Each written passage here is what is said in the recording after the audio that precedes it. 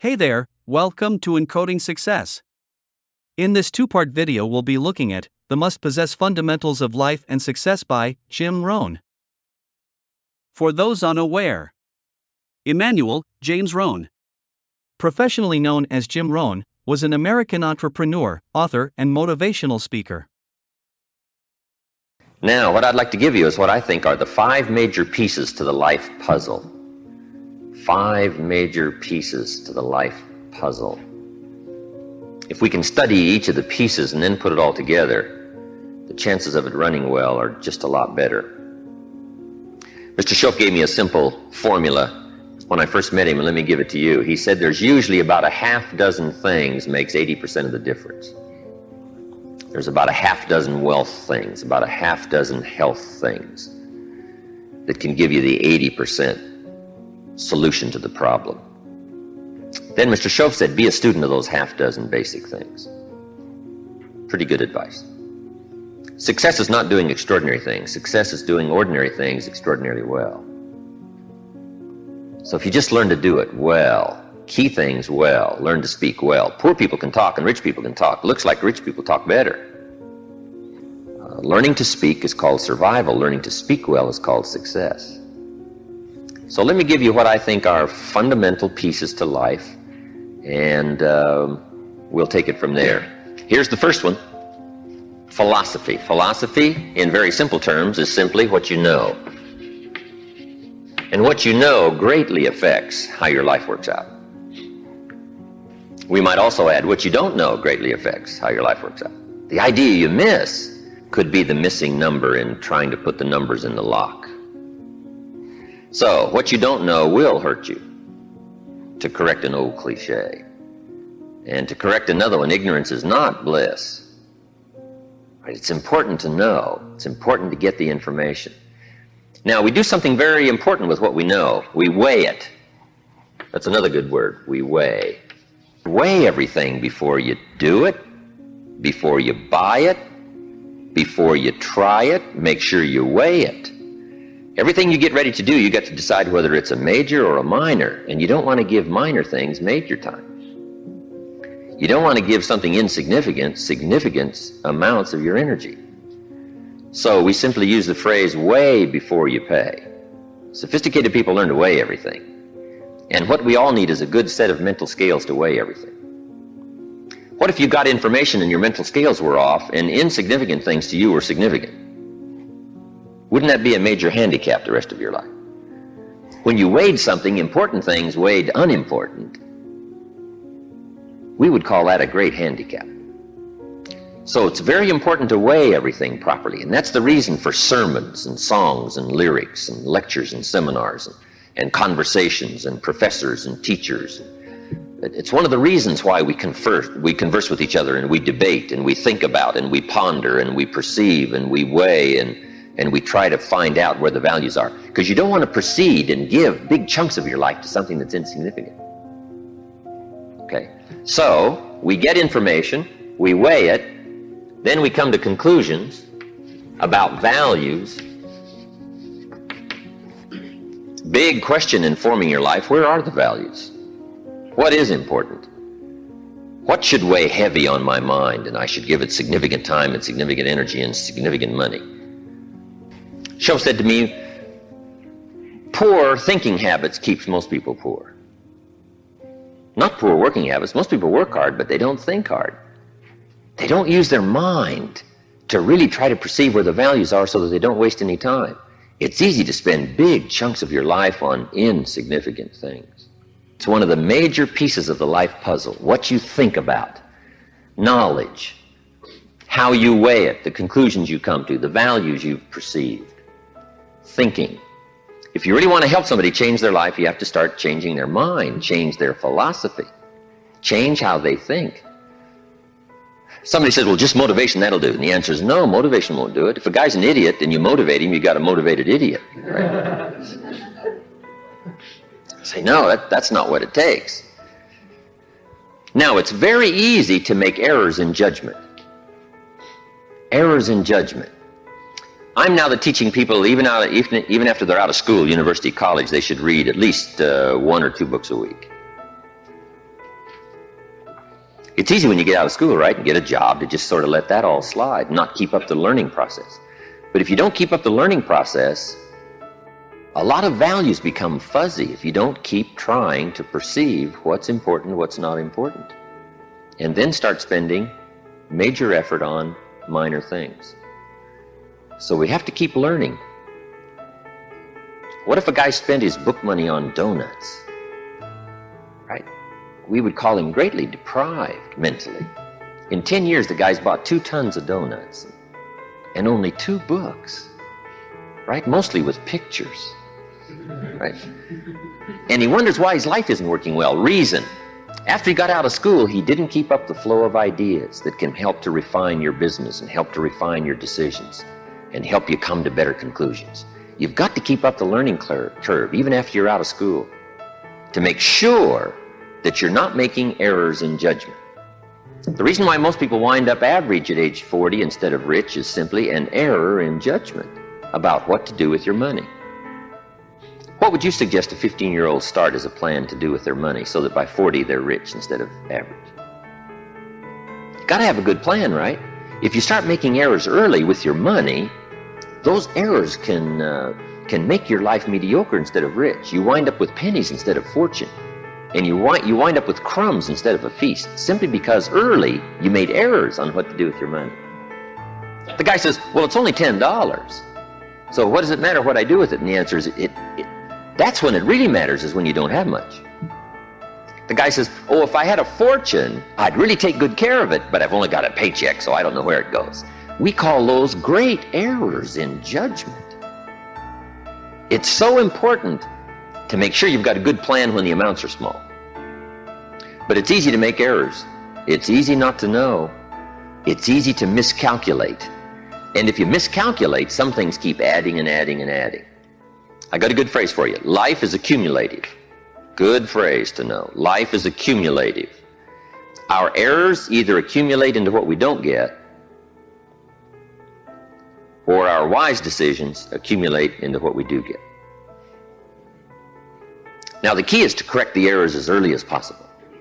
Fortunately, Mr. Schoaf caught me at age 25, started asking me major questions. At age 25, he said, Mr. Rohn, how long have you been working? And I said, I've been working 6 years. I started working when I was 19. He said, well, 6 years. How much money have you saved and invested in the last 6 years? I said, not any. He said, who sold you on that plan? Wow, 6 years is enough time now to check and see if you've got a good financial philosophy. And the time to catch the errors is early. So Mr. Schoaf started asking me those tough questions at age 25. How about your money? How about your resources? How about your investments? And you say, well, I've got plenty of time to worry about that and be concerned about that later. And the answer is probably not. Now's the time to fix it. Wherever you hear the good information, that's the time to start fixing. So we're teaching kids now a good wealth philosophy. Starting at age 50, 15 will make you wealthy by age 40, 45 at the latest if you're a little slow. Start doing wise things with your resources.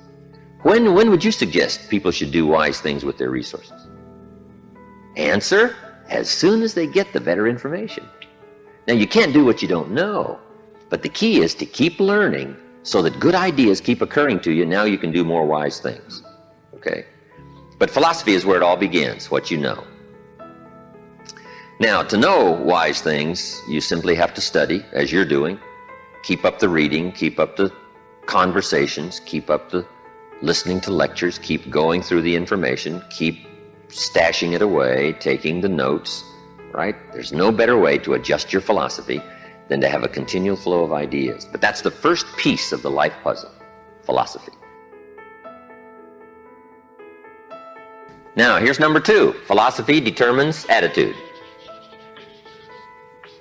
Attitude is simply how you feel.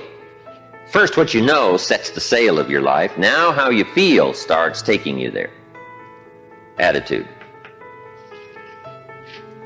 Now, there's all kinds of ways to feel, right? You can feel good or you can feel bad.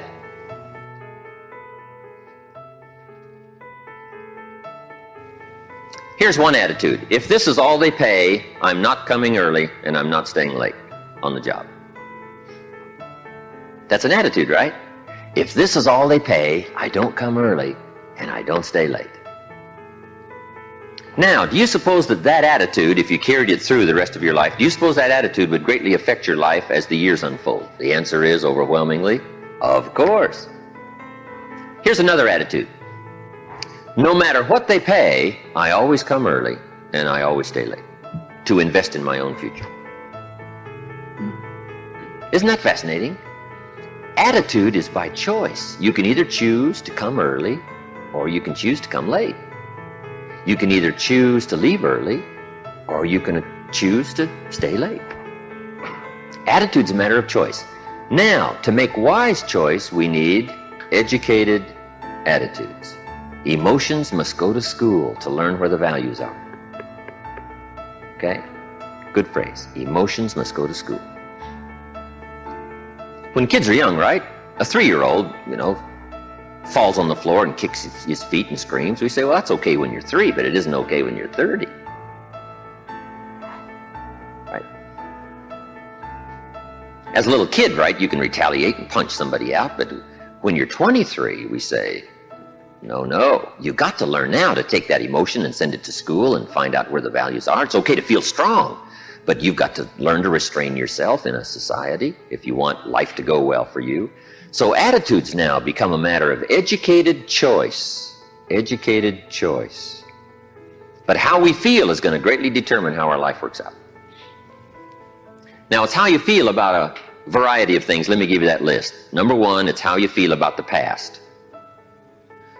Now, when you're young, you haven't got that much past to feel about, but I'm sure you've had some ups and downs. You've had some wins and losses. So part of our attitude is based on how we feel about the past. Some people are still carrying the burdens of the past. They're affected by some difficulties, some losses, whatever. They're carrying it around like a burden. Instead of using the past as a school, they're using it as a threat to their life. So part of it is solving the attitude about the past, how you feel about it. Number 2, it's how you feel about the future. Facing the future, very important, key part of our life.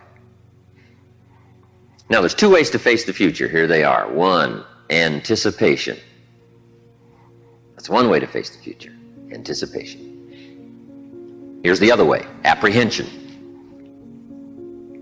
Now, most people face the future with apprehension, primarily because they bought somebody else's view. They don't have their own future well designed. So in the absence of having your own future well designed, you have a tendency to be persuaded to buy somebody else's future. Here's what's going to happen, here's what's going to happen. Boy, it's easy to let your days be clouded by all of that. So some days, somewhere along the line, you've got to start settling for sure how you feel about the future. And how you feel about it greatly determines what you do. If you don't feel good about the future by having goals set, you take what we call uncertain steps. It's difficult to be confident about the day if you don't have your future well designed. So here's one of the keys to do about your future. Set goals, write them down, design the future.